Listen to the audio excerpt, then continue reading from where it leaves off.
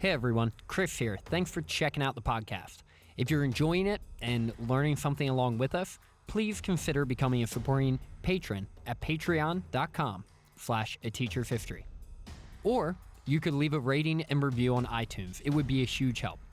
If you'd like to raise your hand and participate along with us, you can find us on Facebook, Twitter, @ateacherfist, or shoot me an email, chris@ateacherhistory.com. All right, let's get on to the next episode.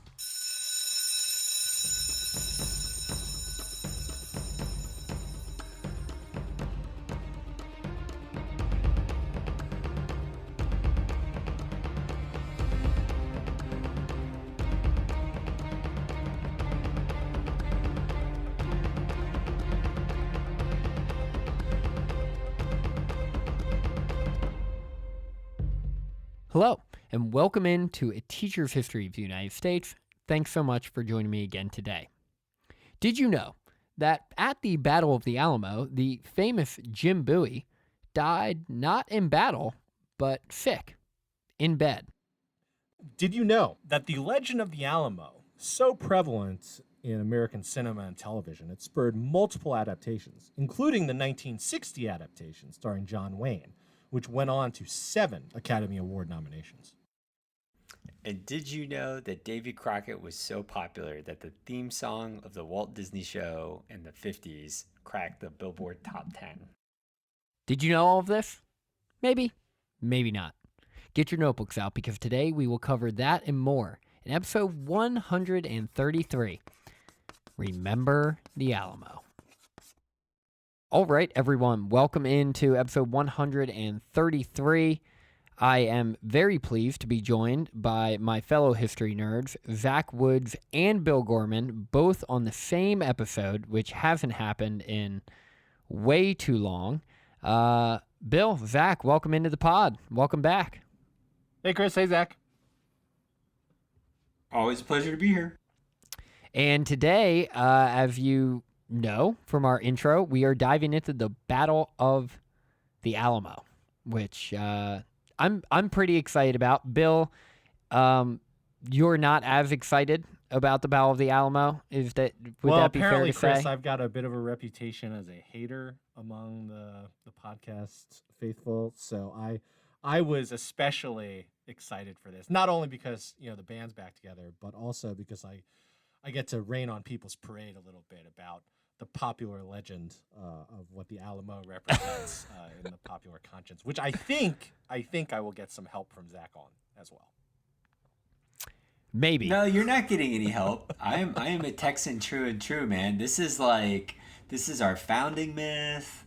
Yep. When I moved here and you get your driver's license, they call you a citizen of Texas. So I got to go all in, man. Yeah. And I was about to point out we do have our resident Texan on the pod for the Battle of the Alamo episode. I feel really good about that, Zach, and I have a feeling you're going to bring a very unique local perspective on just how important the Battle of the Alamo is to the rest of United States history.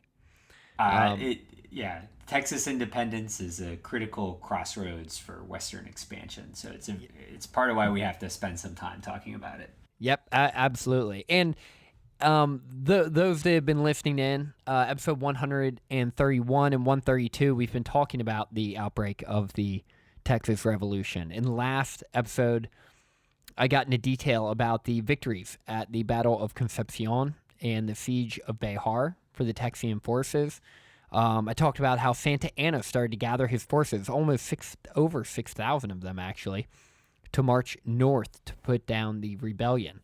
Whereas the Texian forces were struggling to stay united. Frank Johnson took men to Matamoros, while Fannin took the rest to Goliad. Houston was off negotiating with Native Americans, and there were still about 100 men left over in Behar from the siege, which is present-day San Antonio, and they were at the Old Spanish Mission, which was the Alamo. This was a Spanish religious outpost that had been converted to a makeshift fort by the Mexican army, and we'll talk more about that and why it wasn't a very good one. And this Mexican army that had recently surrendered and retreated. And the Alamo was sprawled across 3 acres, had over 1,300 feet of perimeter to defend, which is not easy. And as we'll get into more detail about, they did their best to defend it, but in the end, spoiler alert, really weren't able to. So as we enter into the winter of 1836, the Battle of the Alamo, the siege is going to take place in February and into very early March. Zach, I think it's worth it, and I think it would be valuable if you could give us a bit of insight as to why is Bayard, which is, correct me if I'm wrong, Zach, we're talking present-day San Antonio, correct? And it's in the county of Bayard today? Zach, I think you're muted. I am muted. Okay. That was you can cut that out. Please. Oh no, please leave that in. That was great. I was gonna say, correct, Chris. That is modern day San Antonio, and the local Texans refer to Bayard County as Bear County. Yeah. I mentioned that last week that they sort of just slurred all together there. So Zach, why was the Alamo? I mean, let's just dive right into it. Why was the Alamo, this old Spanish mission, and the location at Bayard, why was... Two questions for you. And you know one of my favorite things is to just ask a whole bunch of questions at once and then just back up and let you talk. But number one is, why was the Alamo a less than ideal fort, quote-unquote fort, to be defending? And number two, knowing that it was not a great fort to defend, why did they decide to stay and defend it? What was strategic about its geographic location? So the fort itself was really basically converted to really handle Indian raids, particularly Comanche raids. Comanche raids would often come to steal livestock, horses, and cattle. And so basically the expansion of the perimeter was a place that you could put your livestock in during an Indian raid to protect it. And the low-lying walls would allow you to protect it against warriors who would try to hop over in order to grab the livestock and flee.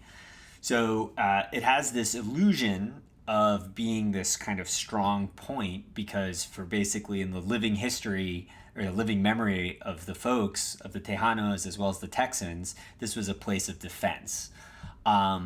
Unfortunately, for the amount of troops that were there, they barely had enough to cover all the walls. There's a break between the mission and some of the outer walls that they have a wooden palisade.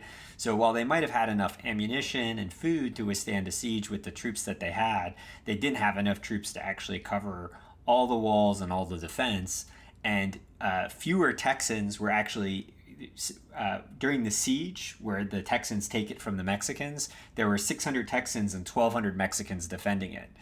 So when you reverse these numbers for the Battle of the Alamo, which is what we remember in popular culture, there's basically like 130 Texans and several thousand Mexicans. So if you think about it, back in 1835, fewer Texans were able to basically besiege and take this fort from a larger force of Mexicans, and now they're going to try to defend it the opposite way. So it doesn't quite really make sense.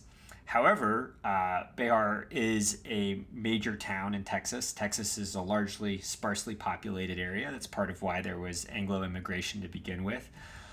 It's a crossroads, so you could basically move in multiple directions coming out of there. You could head south towards Goliad and Gonzales, or you could head north towards Nacogdoches, which was one of the other major settlements at the time.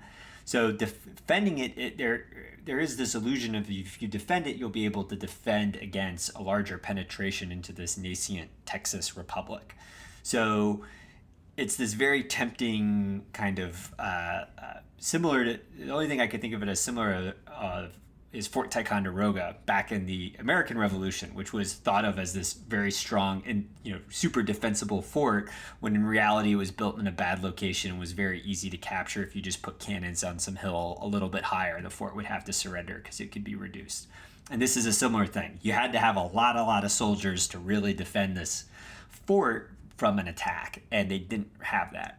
However, Travis is filled with revolutionary zeal and passion, and is thinking of the Anglo and Tejano farmers inland and is fearful of that attack, and convinces Bowie, as well as the volunteers who are there, to stay and hold it.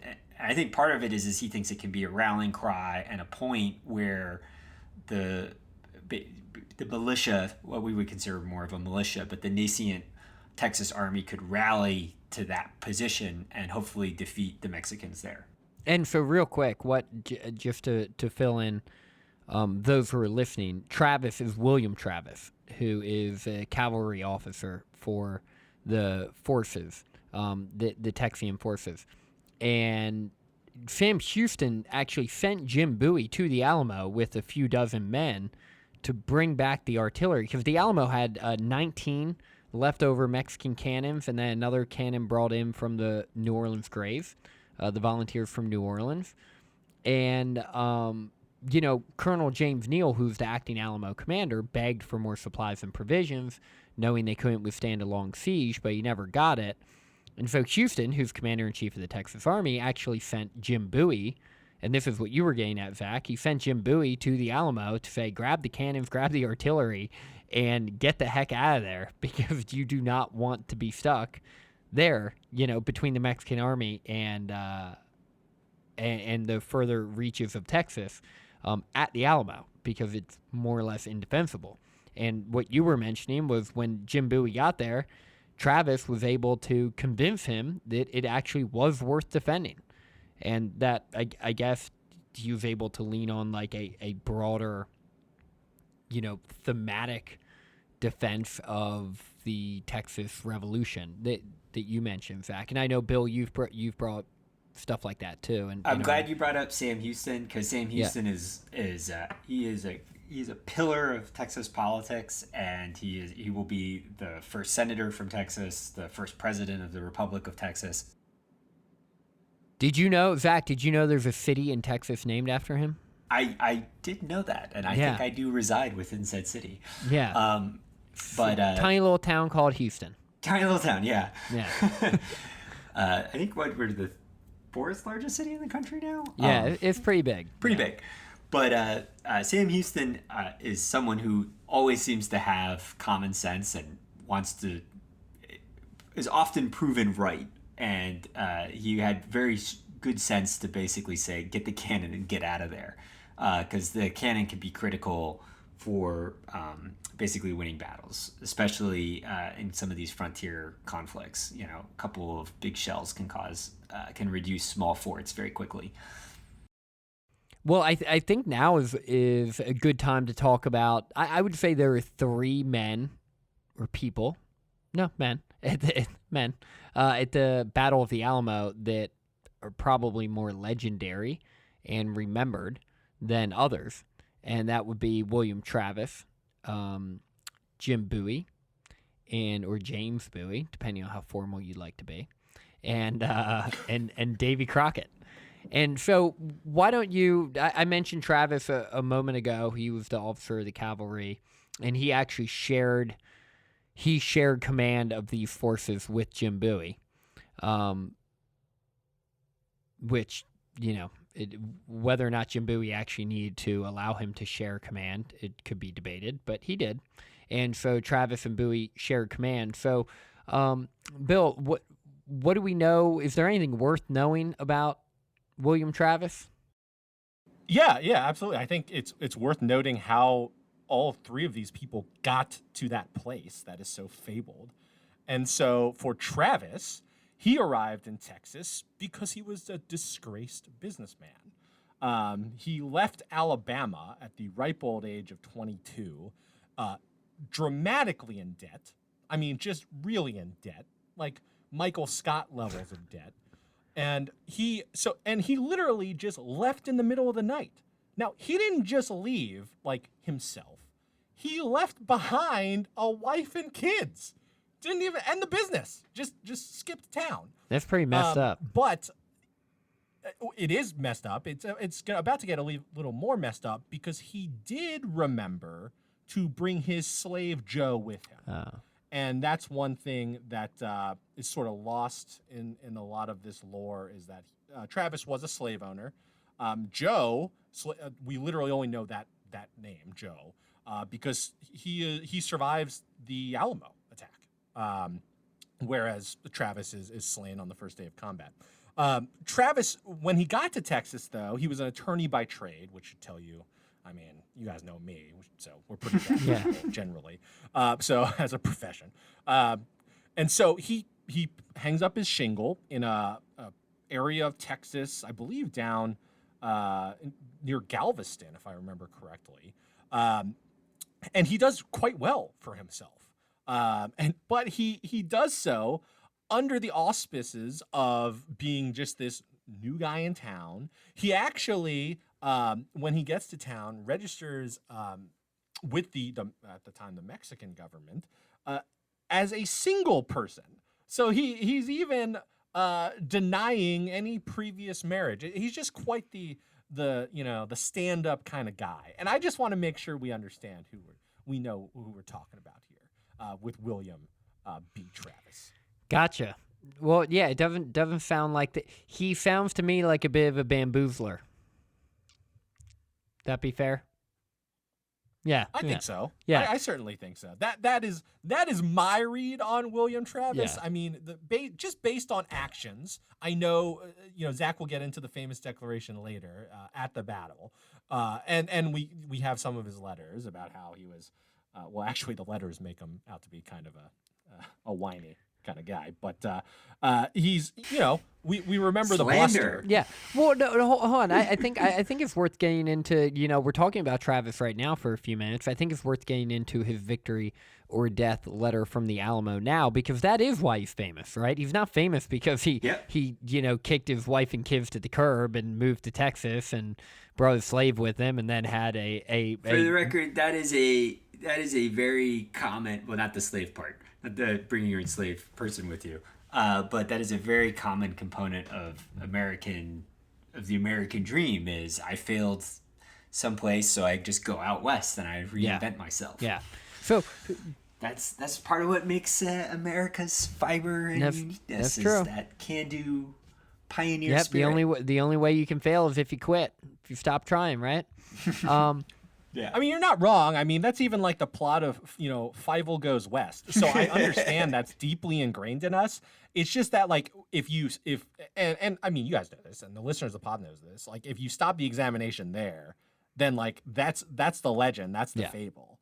And so we rarely dive deeper. And I think it's important, like you guys know, to actually do that. To Chris's point, though, I have his famous letter here, so I can read it here. I'll try to put a little acting flourish into this. Real quick, Zach, before you get into this and just blow us all away with your with getting into character here, this was written on the second day of the siege, in which William Travis was writing, basically begging for supplies. The title of the letter is to the people of Texas and all Americans in the world, asking for help.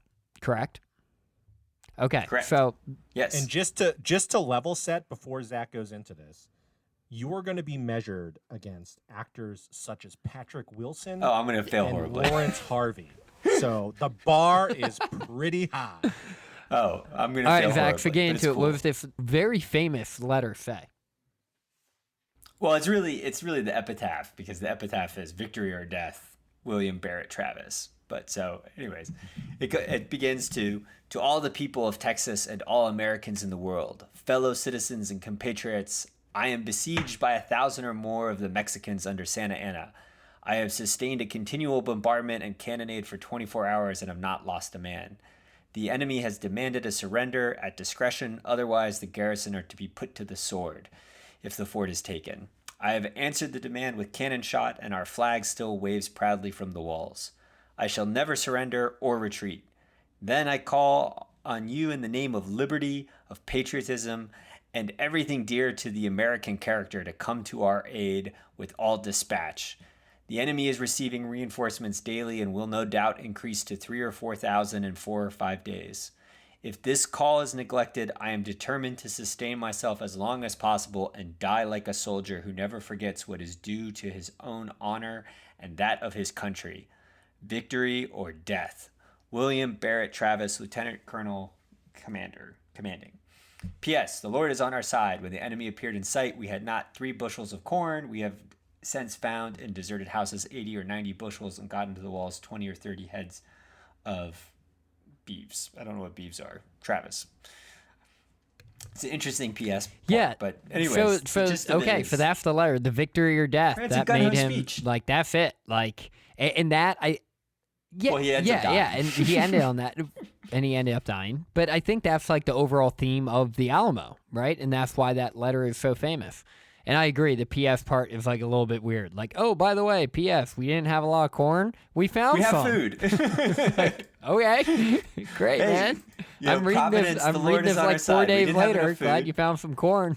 Like, yeah, we Providence is on our side. The Lord is with us. We didn't have enough food, and then we found food. Clearly, God is on our side. This is all going to work out. To be fair, I don't think an American has ever met a war in which God is not on their side. And that goes for like pretty much every other country who's also fought in a war ever. I think one of the only thing that's worth pointing out is the call is to Americans, right? And it's to American character and American valor. And I know Tejanos want to, in Texas history, we often talk about Tejanos, basically the Mexican or Hispanic people who were living in Texas prior to Anglo immigration. And, you're just as much, equal parts citizens as everyone else. But the people who lead the revolution definitely think of themselves as Americans or citizens of the United States. And you can see that in their and I talked about that after the, sort of the transition, right? When the consultation named Sam Houston, I mentioned this in episode 132. Pretty sure, just last episode, when the consultation named Sam Houston the commander-in-chief, and then they started recruiting all these Americans by offering land bounties and bribing them over, and then the composition of the army changed dramatically to one of primarily American immigrants. And so this becomes just like an American army fighting in Mexico for Texas. So anyway, though, that's enough of Travis. I think it's worth at least just touching for a couple moments on the other 2 guys who are really famous in this battle, and that is Davy Crockett and Jim Bowie. Now, I've talked about Davy Crockett in a previous episode, how he was a Tennessean, wasn't a huge fan of Andrew Jackson, actually didn't like him at all. Became famous because he wrote a biography about himself while he was a representative to the U.S. while he was in the House of Representatives, and then he lost his re-election. And he basically said, well, if I told my people of my district that I would serve them faithfully as I had done, but if not, they might go to hell, and I will go to Texas. And he did. He went to Texas, so good for him. And then he ended up at the Alamo, right? And this is what really burnished his reputation as a hero, cemented his legendary status, and of course it helps, as does everything, if Walt Disney takes an interest in your story. And in 1954, Walt Disney produced a TV series based on his life titled Davy Crockett, with Fess Parker as Davy Crockett. I'm sure many of you have no idea who that is, just like I don't. But it did introduce, which Zach, you were talking about this in our production meeting, and you actually started to sing it, but you can spare the listeners this time around. I'm an awful singer. The Davy Ballad Crockett of theme Davy song Crockett was so popular in the 50s. Yeah. The Ballad of Davy Crockett was so popular in the 50s. I believe it actually did reach the number 1 on Billboard charts. Wow. So, but I mean, Davy Crockett was well, really and then popular in 1960, there was a film called The Alamo in which John Wayne was Davy Crockett. And then there are parks and schools and other entities named after him. There's a Davy Crockett National Forest in Texas. There's a Davy Crockett State Park in Tennessee. And the nuclear weapons system developed by the U.S. Army during the Cold War is called the Davy Crockett Nuke. So he's pretty famous. And if you're interested in more Davy Crockett paraphernalia, if you do go to the Alamo today at the gift shop, you can buy the shirt. y'all can go to hell and I will go to Texas. That sounds about right. I don't know, Zach, if anyone's ever mentioned it, but I was thinking of a phrase that Texans could use, and I think you may want to adopt it. It might be popular down there. The Texans could use in the future, and it just rolled off my tongue. Don't mess with Texas. Oh, did you know the origins of that were actually an anti-littering campaign? No, I did not. No, I do not. But I have a strange feeling. It's an anti-littering campaign. It's an anti-littering campaign. Interesting. Really? That's where that comes from. Yeah, I'm serious. Don't mess with Texas was stop littering. Wow, that makes it a lot less intimidating, I have to admit. Yeah. But so we've covered Travis, we've covered Crockett, and what about the third guy, Zach? Jim Bowie. What's the story with him? Jim Bowie, the creator of the Bowie knife, which was just a really big knife. He became famous just to be, it's just part of the legendary status of this battle and the founding mythology of Texas and how it becomes important, and then also popularized by Walt Disney. Bowie's just the third individual. He's one of the co-commanders. He is kind of this swashbuckling land speculator guy, and he was famous for having a really big knife called a Bowie knife. Yeah, and I don't know if you guys knew this, but Jim Bowie was actually inducted posthumously, of course. Posthumously. Did I put the emphasis on the wrong syllable there? I think I did. Yeah. You did. Just okay. a little bit. Posthumously. Into the Blade Magazine Cutlery Hall of Fame in 1988 at the Blade Show in Atlanta, Georgia. Not sure if you guys were there for that show. It was a good one. But yeah, it was in recognition of the impact that his knife design had. So, and of course, like everything else, from 1956 to 1958, I'm like noticing a theme. The 1950s were like really big on the Alamo. From 56 to 58, he was subject of a CBS television series, The Adventures of Jim Bowie. So that's it. We have Travis, we have Davy Crockett, we have Jim Bowie. They're all at the Alamo. Davy Crockett actually arrived a little bit later. And then on February 23rd, Santa Anna and his men, about 1,500 of them, which will then inflate to about 2,000, are right outside the Alamo. And the funniest thing is that on the 21st, Santa Ana was only 25 miles away, and the Texians were at a fiesta. No joke, like literally they were actually at a fiesta, not realizing how close Santa Ana was. And if it wasn't for a bad rainstorm, Santa Ana and the Mexican forces may have taken it right there that day, on the 21st. So everything begins on the 23rd. This is going to be a 13-day siege. Like I mentioned, over 1,500 Mexican troops were there. They actually, when they got there, they raised a red flag. That meant no quarter.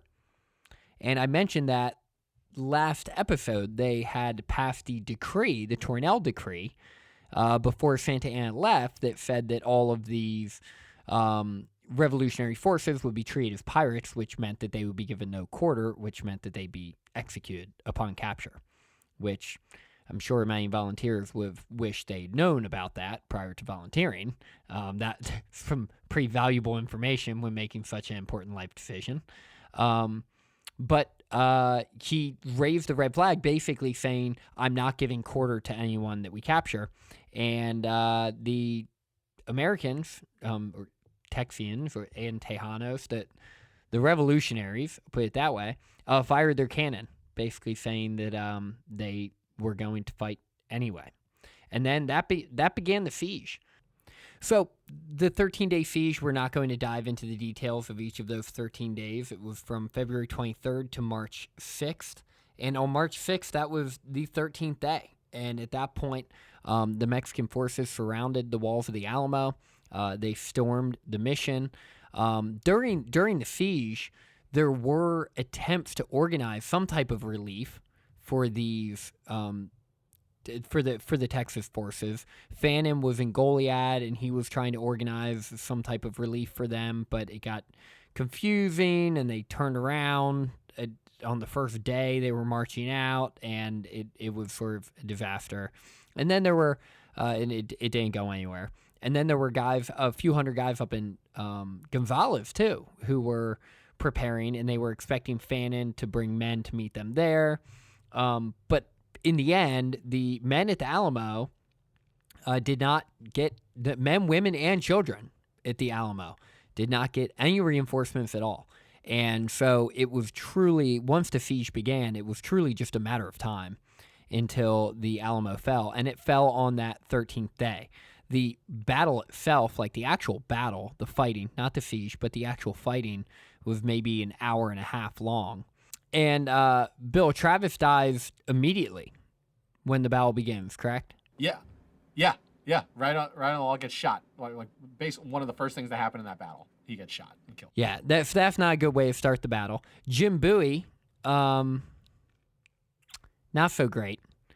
He got sick, and he died from what? Tuberculosis? Is that what we're assuming it was? That's what my research. Yeah, he was sick in bed. Definitely got Okay. shot in bed and from my research, it was Okay. tuberculosis. My brother's a doctor, so I feel pretty confident identifying it as tuberculosis. Yeah. Okay. and then Zach, what's the story with Davy Crockett? I know there's a little controversy with Davy his death. Crockett.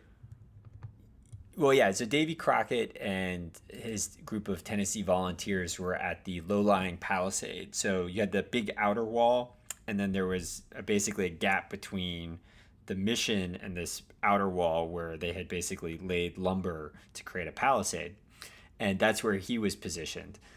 So there is an account that came out in the 50s from a colonel who was with Santa Anna's army, which is debated of its authenticity, from Jose Enrique de la Peña. And in it, he basically it's described that Crockett surrenders and is executed after the battle. However, there's other accounts that he and his men die fighting at the palisade. However, there's another account from Joaquin Ramirez y Sesma, who is a cavalry commander in the Mexican army. And his after-action report was translated into English and released publicly in 1998, where he describes several groups of Texans abandoning the walls and basically fighting outside of the fort, kind of a running battle trying to get away.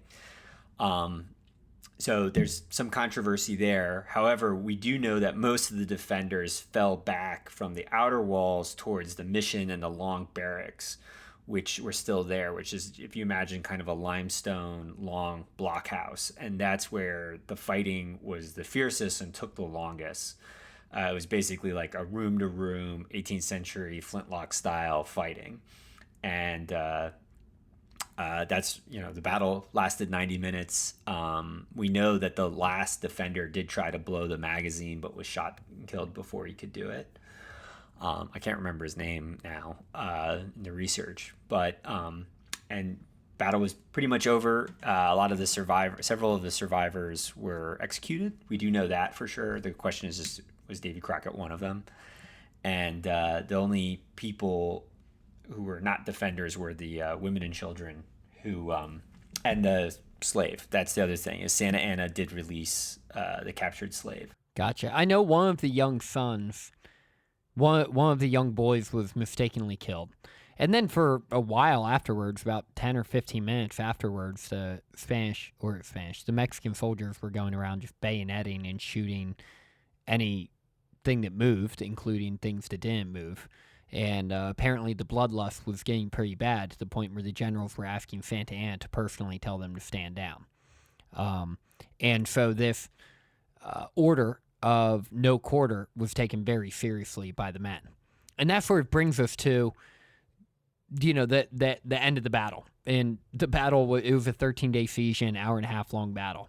And so when you think about it just on paper, it's like, okay, why is it so memorable in American history? Why are we doing an entire episode separate just on the Battle of the Alamo?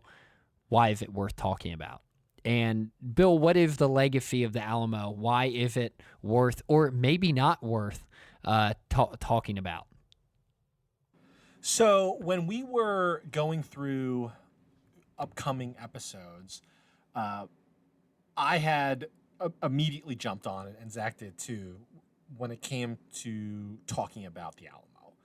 And for me, it was because I've had this just outstanding question of what is, I mean, I don't mean to be flip, but like, what's the big deal here? I've never really understood why it exists in such a high stratosphere, and in the pantheon it exists in our history. Especially when you consider it's technically not American history. Hey, even watch though it. a lot Watch of the it. folks who were fighting. No, I disagree with that. It's Whoa, American wait history. Wait a second.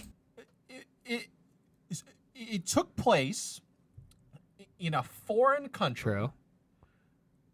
With non-American citizens. Some were Americans, but non-American citizens. Jim Bowie was a Mexican citizen during this battle, by the way, in a foreign land. So I get how, yes, through extrapolation, Texas is part of the United States, so I guess you can roll all that in. It also happens to be the only state in the Union to ever have been an independent country. So I think there's a gray area there, even though we can. You need to tread lightly. Don't mess with Texas. Yes, I forgot. We don't mess with Texas, and we've got a Texan on the podcast.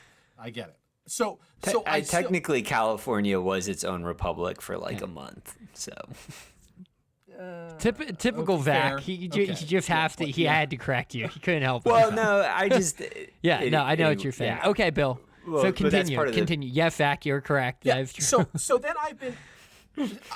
So that has left me searching for potential reasons why we remember the Alamo.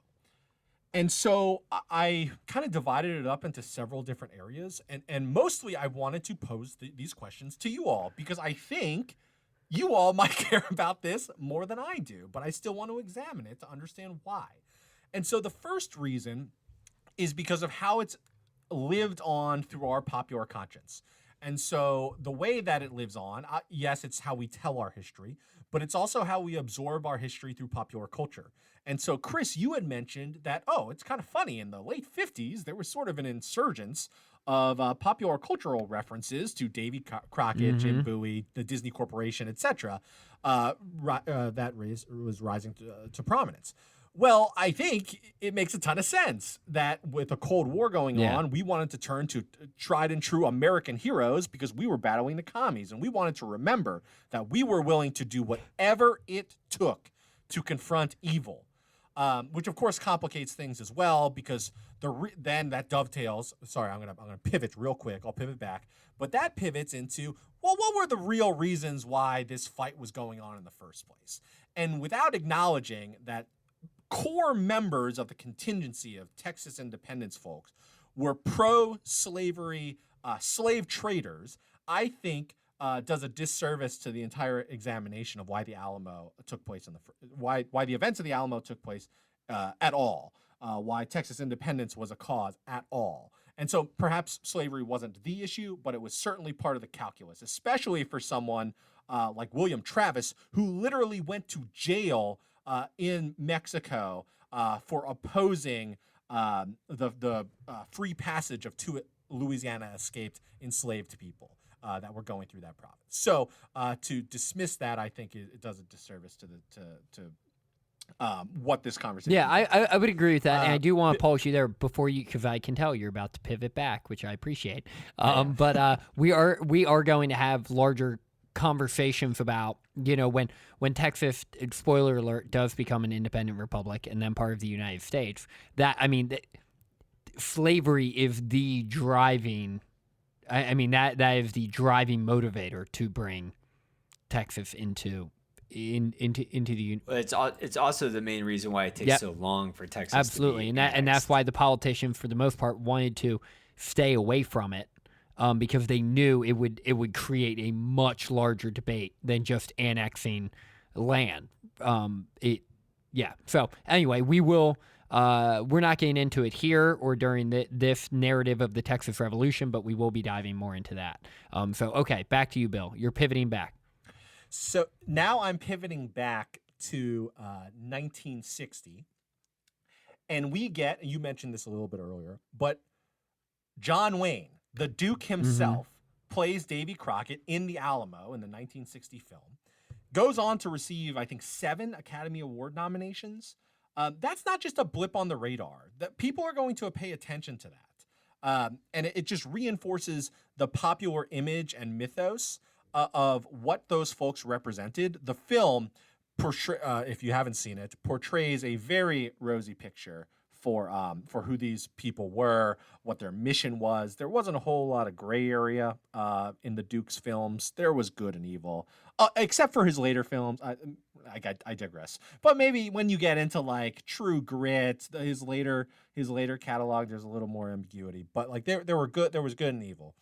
Then you go what, like, oh gosh, like 50 years before we get another version of the Alamo in 2004. This time directed by a Texan. No, Billy Bob Thornton was in that one, right? Billy Bob Thornton. Dennis Quaid. That's correct. Dennis Quaid. I already mentioned Patrick Wilson, which I believe, in my humble opinion, just as a pop culture observer, that Zach's reading of the William Travis letter rivaled anything Patrick. Don't blow smoke up my butt. Come on. And that film though, and I think this is a comment in and of itself. That film did not end with the events of the Alamo. It had to go on and see the conquest led by Sam Houston. So it couldn't end with the defeat at the Alamo, because another part of the legacy that I don't understand is it was a gigantic failure. They should have abandoned the post. It was a colossal rout. So that's the other thing that confuses me. Okay, I got to jump in here. There's a couple. Okay, that's reasons enough. here. Yeah, I've been drinking enough of Bill's Haterade. Zach, can you jump in here, please? Okay. Well, so there is mythic status to it. Similar, like all good myths, it goes back to Greece. This is an American Thermopylae. Brave defenders holding out against, extreme odds, that then is used as a rallying cry for the people to come together to defeat the big bad. So there's that. Now there's another component to it, which is there is another battle at Goliad, which is to the south, where the Texas defenders are surrounded and surrender and are all killed, and they don't resist at all. So remember the Alamo and remember Goliad quickly becomes remember the Alamo, because the Alamo is the moment, is the position, it's the place of resistance. It's a rallying cry of the memory of resistance for independence, for liberty, depending on whose liberty we're talking about here. It's more complicated, right? Yes, the Anglo settlers were pro-slavery, but the Tejanos who were there, who would get the short end on the stick in the Republic of Texas, were fought alongside them and definitely didn't want to be a part of Santa Anna's Mexico. So it's that, right? We have to have these founding myths and these identities come, and this kind of fighting the forlorn hope, fighting against hopeless causes, yet creates redeemable, some type of redeemable characteristic, even though oftentimes these battles aren't won or lost. The same thing exists with Custer's Last Stand, right? There's literally nobody survived Custer's Last Stand, the actual group that was with Custer, yet there's this fabulous mythos basically created by his widow about Custer's Last Stand that becomes ingrained in our national myth, in part because of Wild Bill Hickok's or Buffalo Bill's West show, where he travels around the country and they reenact Custer's Last Stand. So it becomes completely ingrained in people's memories that that's how it happened, even though there's no proof at all that it happened that way. I think more than... And the proof that there does exist, for the record, just to jump in here, all the battlefield archaeology shows that the Indians who then said, hey, this is what actually happened, were totally correct. Well, that's a whole other rabbit hole. Yeah. That's a whole other episode. Like, that's a year away. I do want to second part of what Zach said, and also recognize that Bill, I agree with where you're coming from. It was a battle that lasted an hour and a half with a bunch of guys that should not have been fighting, and they all died. And they really didn't do that much damage to the Mexican army, so why are we talking about it? I think more than anything, oftentimes in war, what you need is a reason to fight. You need a reason to fight outside of usually the actual practical reasons you're fighting, right? For land, for pride, or for money. Those are usually the three real reasons that countries go to war. But the individual soldiers aren't fighting for land, pride, or money. Usually, they're convinced that they're fighting for something bigger, something greater, an ideal, a future version of themselves that will be better than their current one. And so I think with the Alamo, just like many other examples throughout history, Zach mentioned Custer and Thermopylae, right? You talk about Maryland's called the Old Line State because the Maryland defenders at the Battle of Long Island to kick off the Revolution held the Old Line as Washington and his men retreated knowing that they were all going to die, right? And so there is that very common theme throughout the history of warfare in which it is a sacrifice. Few sacrificing for many. And I think the Alamo, while it was unnecessary, right? It like you mentioned, it was unnecessary. It didn't have to happen. That's the most critical aspect of the analysis, though. At Thermopylae, if we were to believe the legend, no one understood outside of the brave 300. No one understood the threat that the Persian Empire actually but Bill, it's all perspective. It's all perspective. If you actually did believe that Bayard was a critical strategic point and it needed to be defended, because without it being defended, there's a domino effect that would happen, and that you needed to do everything you could to prevent Mexico from taking it. If you believe that, then all. But as Zach took us through, they knew they didn't need it. No. Sam Houston said they didn't need it, but Travis and others convinced Jim Bowie that they did. So clearly some thought they did. But I think more than anything, that's why we remember the Alamo, right? It's that the Alamo and Goliad, which we'll talk about next episode, gives the men another reason to fight. Vengeance is a very powerful driver. Pride, fighting to avenge, right? Vengeance, to avenge the death of a fellow soldier, fellow statesman, whatever. That is really powerful stuff. It's really, really powerful stuff. And so there's a lot of I would jump in and say that there are. Sorry, I would jump in and just say there's lots of different types of myth making around military disasters. So thinking of one in British history, there's the Battle of Iswandala, followed by the battles of Rorke's Drift, which are in South Africa. And this is where the Zulus basically wipe out a column of British soldiers, and then this little outpost survives an attack. So the little outpost becomes the mythic defense, stiff upper lip of the British, army persevering against insurmountable odds, when in reality, the main column got completely outmaneuvered and destroyed and because they had underestimated a Zulu force. So that's like one element, is that oftentimes bad military events that become highly publicized will then also take on its own kind of mythic creation. We actually kind of lived through one with Pat Tillman in the Afghanistan war, where a guy got killed by friendly fire, and they created this, or the myth that came out was that, had it not been for his mom, we probably never would have known that he was killed in a friendly fire incident. The other thing I would say is that the United States is a very young country. So we don't have medieval founding myths that we can kind of look back on, like other countries in Europe or in Asia, for instance. So as an example, for Scotland, the big battle that wins their independence is a medieval battle, the Battle of Bannockburn, and immortalized in Braveheart. Of course, Braveheart is horribly historically inaccurate, but this is something that is actually now sung is a song that's sung in the Scottish national anthem. But the actual history of it's just one battle, and the sustained conflict goes on for a few more years, and then 300 years later, Scotland signs the Acts of Union and basically gives up their sovereignty to be part of the United Kingdom. But it's still part of that national identity of Scotland, is Bannockburn, right? Robert the Bruce.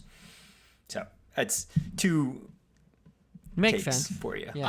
I'm not ignorant nor completely dismissive of the type of founding myths you're referring to, especially when it comes to the legends that are born through military conflict, especially when it comes to independence. I am just not entirely persuaded, because I think it is. I still come back to, and granted, Chris, you might be completely right about that. It's just my perspective on it being unnecessary. I think of a necessary example where I'm totally in with you guys on this argument when it came to a 20th century example of this, the Battle of Dunkirk, where Churchill, while organizing the evacuation, kept a garrison at a nearby fortified castle to keep the Nazis occupied while he could organize the broader evacuation. That garrison was completely wiped out, but it delayed the Nazi advance enough, or it helped delay the Nazi advance enough, that the broader evacuation was successful. I get it. That is evidence of a heroic sacrifice, where those men bought into a larger calling or larger duty. I would argue that the difference between those two examples, though, is the necessary aspect of it. I think that the Alamo could have been a tale of discretion is the better part of valor, as opposed to the ultimate result. Yeah, and I would, and I think we should wrap this up here, because Yeah, we should wrap this up, but there's a counterfactual, and the counterfactual is we haven't gotten to the Battle of San Jacinto. So that battle is a rout for the Texans, and Santa Anna is captured, and that's part of how Texas gets its independence. But the counterfactual is, let's say they evacuate the Alamo. Santa Anna takes it. Goliad falls. Troops are killed there. There's the long retreat of Sam Houston's army, which actually has a lot of morale problems and desertion problems because they don't turn to fight. And part of why they don't turn to fight is they're outnumbered and there's other issues and whatnot. But you could see there is a counterfactual Texas history where they simply are just the Mexican army pushes through. They never really give battle, or they give battle and lose, and the Anglos are just defeated and they're pushed out of Texas, and Texas remains part of Mexico for a time. Given the history of filibustering in the United States and its low population, it would have had another filibustering expedition or some different version of the Mexican-American War. But the counterfactual that you have to consider is, had they evacuated and you still had the long retreat, there's no guarantee of victory. In fact, Santa Anna, part of why he loses at San Jacinto is he has complete and total confidence that he doesn't have anything to worry about. So they literally take a siesta like a mile or two away from the Texan army and get completely surprised and routed. So what if the opposite happens? What if it's a real battle? They fight it out, and the fortunes of war, Sam Houston's shot with a bullet and the army disintegrates, and that's Texas. Well, like I said, I mostly had outstanding questions that I was open to posing to you all. I find your arguments persuasive. I don't know if I've been convinced. It's all Walt Disney's fault. Yeah. That's why we're talking about this. It's all Walt Disney's fault, like everything, right? We all grew up on Walt Disney, whether we like to admit it or not. It all, like, but also his corporation it all circles back to, just like we talked about, like Pocahontas, and it all circles back to like what makes it to the media, and then what makes it into our living rooms and bedrooms. What's and that's popularized. how we remember history, oftentimes. And that's why we're doing this podcast, so we can pick it apart. Even in times like this when Bill is wrong, we can have we can have friendly discussion. I just want you to say I'm right. No, Bill, I understand where you're coming from, and I get it. Anything, any last words before we hop off here for episode 133, the Remember the Alamo? You can watch the old 1950s Davy Crockett on YouTube for free. It's worth doing it. And I did double check what year that Ballad of Davy Crockett was in the Billboard Top 30 singles. It was number 6 in 1955. Wow, that's pretty impressive. Number 6. That's pretty awesome. And another plug. That's how popular Davy Crockett was, in this show. Yeah, for sure. If you want the John Wayne version, I just checked the 1960 John Wayne film. It is available on Amazon Prime as part of Prime Video. Okay, or the '04 version. You can check that one out too. I actually saw that in the movie theater back 16 years ago when it came out. That's impressive, since you see like one movie every other year. Yeah, I was on vacation, and my dad dragged me to it because my dad's a huge history nerd. And you're right, Bill. I'm not a movie guy. So, all right, Bill, Zach, thank you so much for joining me in this episode. It was good to have you both back on. It wasn't the most efficient episode because we have a tendency when we haven't gotten together for a while to talk over each other and yell at each other, but it was good nonetheless, and I know I learned something. I really enjoyed it. Thanks for listening, and hopefully now you can take pride in knowing just a little bit more about the history of the United States. Class dismissed.